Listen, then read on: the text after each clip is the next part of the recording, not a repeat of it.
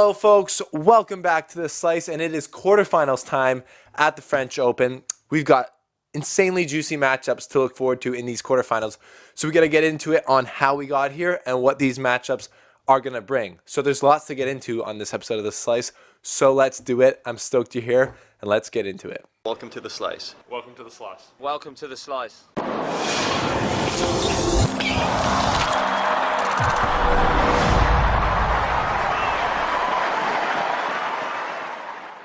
Thanks for tuning in, folks. Thank you for tuning in. Yes, obviously, I am wearing a new shirt. Shout out to Gold Wolf. This is to respect Rafa's 11th French Open. We're in the quarterfinals time. Some people would call this Rafa time. And I'm just excited. There's been so many great matches so far in this French Open. And like I said in my last video, I've just started to appreciate the clay more and more and more as we've gone on. Just because I'm like, I've never watched the clay this much, especially in the French Open, and I think Federer playing again brings a lot of new energy to this season, so it's been awesome to watch. Preview, I might have a vlog coming up in the next bit because I am playing a clay court tournament here in Canada. It's called the French Open at Bear Mountain, so stay tuned for that possibility.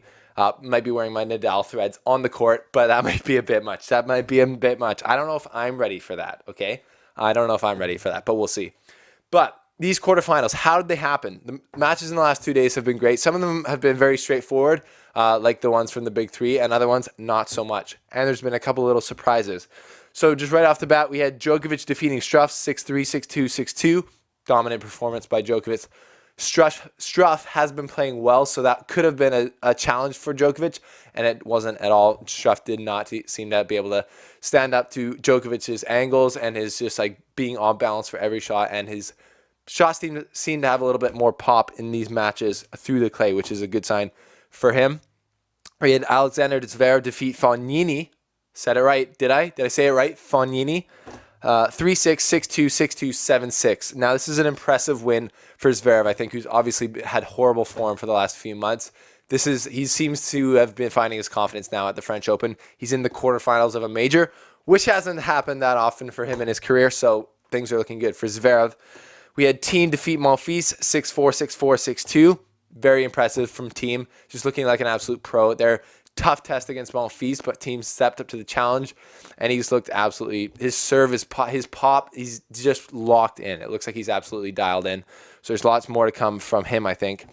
Then we had Khachanov defeating Juan Martín del Potro 7-6, 6-3, 3-6, 6-3. And I would say, finally, this is the step that I feel like I've been wanting Khachanov to take for a while. He looked very impressive at the end of last year, and so far in 2019, he has not done much at all. But this is a big, even getting into the quarterfinals is a great result for him, and he has an opportunity to do more up against Thiem next. But that's going to be tough.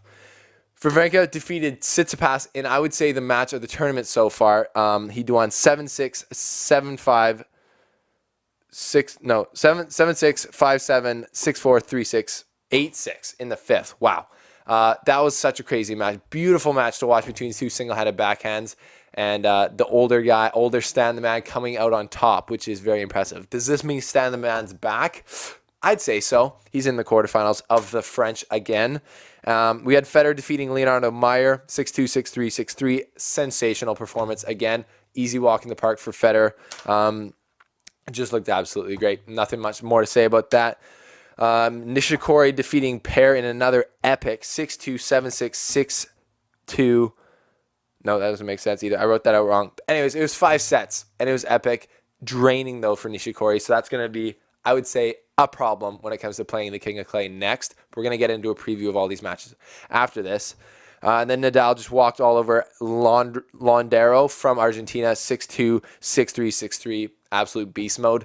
Londero was impressive, and if you watch the match, he had great shots. He was just hitting big, but that's what these guys do when they play Nadal, especially at the French. You just have to step up to the plate and go for it, and they do. A lot of the times they're playing great, and it just doesn't even affect Nadal. He just handles it and hits even bigger back. The spin, nobody can seem to handle his spin, and he gets it done. So those are the matches that have happened in the last 2 days, setting up one of the most exciting quarterfinals I've seen in a long while.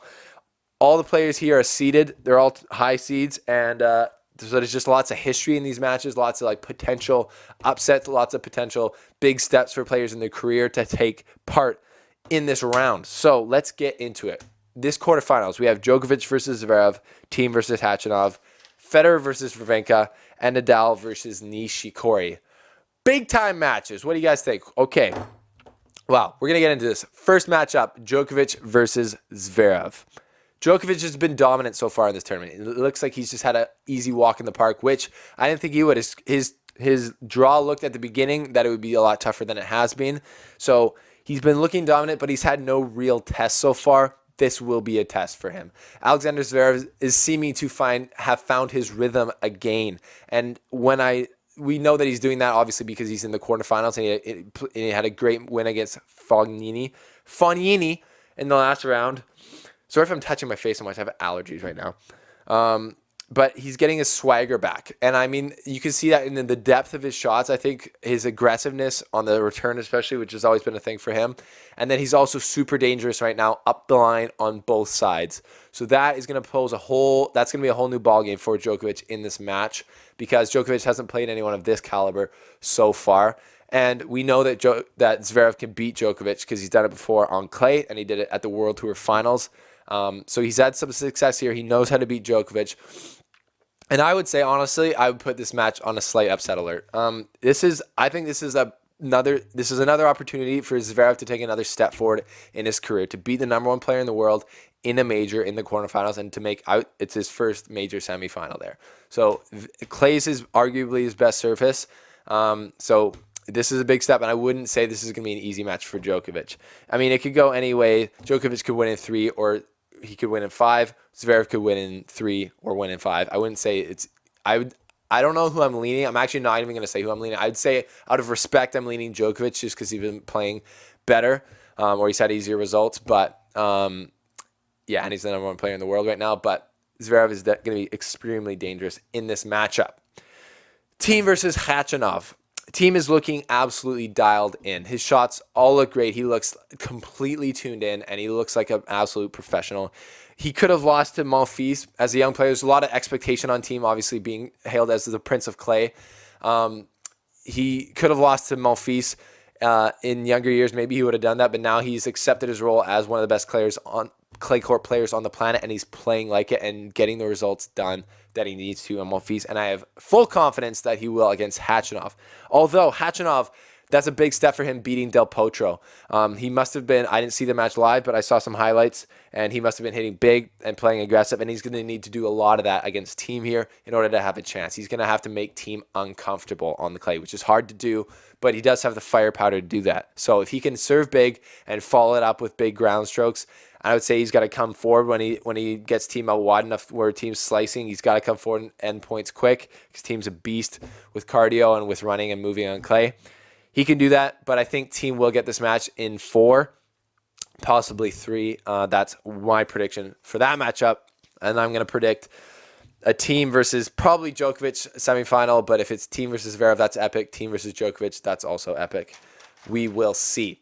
Now, Federer versus Wawrinka. It's an old classic. The old dogs are playing again. Last time they met at the French, Wawrinka took Federer out. I think it's going to be a different story this time because Federer has been looking absolutely sensational on the clay so far, especially at the French Open. He's been playing well.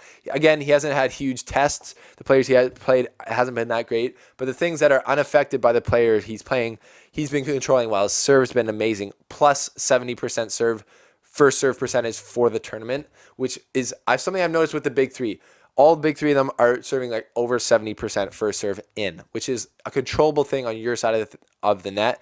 Isn't really affected by your opponent, and they're getting that done. They're locking that in, and a lot of the opponents aren't even close. Some of them are like in the 50s, so it just makes a huge difference when you get your first serve in. And Federer's been doing extremely well at that. He's also been his shots have great depth and power. He seems to be getting his shots getting through the court and doing damage. Are the courts faster here at the French? I don't know. I haven't heard anything about that, but we'll see.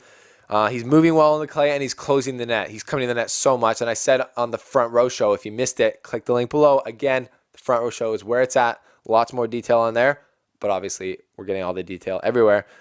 he's been closing the net so much, and I think it's a weird strategy because you wouldn't think of that on clay, but when you're closing the net on clay, you have more time to get to your position. It also gives the other guy more time, but Federer's so smart that he attacks on the right shots and at the right angles, and he can anticipate so well, which helps him at the net even when the person on the other side has more time. So he's been doing super well with that. Wawrinka had a great effort against Tsitsipas, obviously taking out a really up-and-comer player who's been playing well for the last year.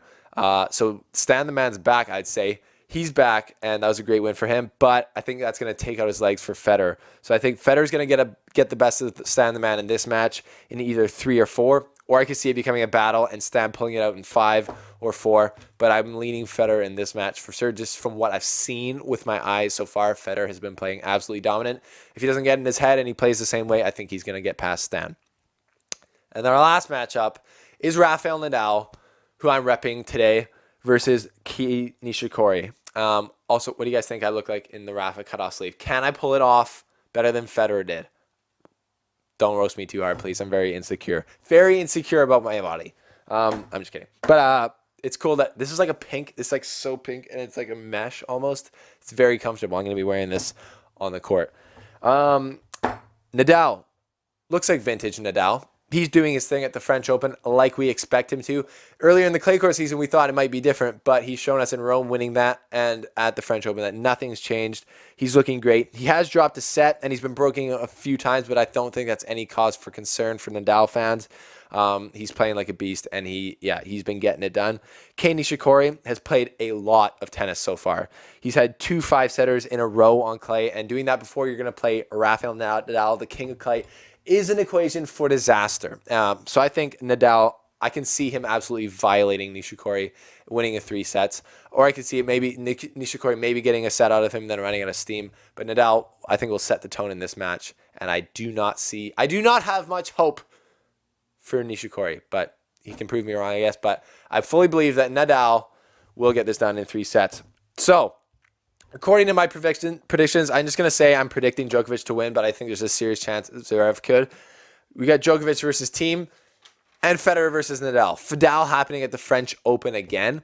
One thing to say about that is obviously Nadal would be the favorite in that matchup. I'm not going to go out and say Federer is the favorite. But coming into this, nobody gave really Federer a shot of doing anything in this tournament other than getting to where he about is now and then losing. But if you think about it, we didn't give Federer much shot of winning any of the Grand Slams he's won in the last few years. When he made his comeback in 2017, he hadn't won a Grand Slam since Wimbledon 2012 on any surface, including Wimbledon, and he'd been to the final twice since then.